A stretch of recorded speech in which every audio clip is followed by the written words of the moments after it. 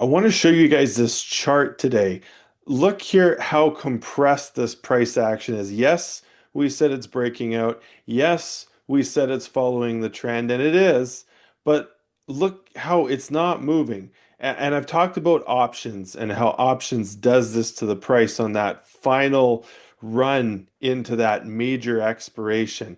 But this isn't just options. Let me show you why it's not just options. This is the VVIX chart. So if you're familiar with the VIX, it measures how expensive options are, how much extra investors are willing to pay for options on the S&P 500.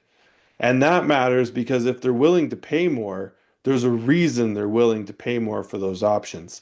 Now, I've pulled up the VVIX chart, which tells me how much more investors are willing to pay for options on the VIX.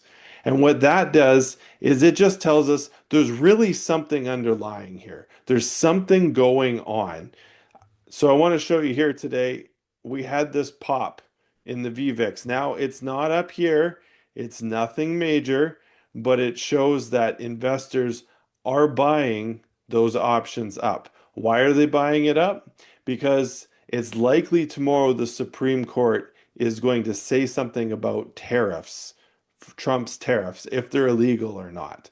So that's what's happening. We're not moving much because that's market compression. The market wants to see what is the ruling going to be on Trump's tariffs.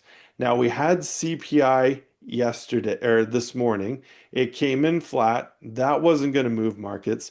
We've got PPI tomorrow coming in. It's likely not going to be too much different. That's not what's moving markets right now. We want to watch tomorrow. If the Supreme Court says something about Trump's tariffs, what's the ruling? That's what the market's holding for.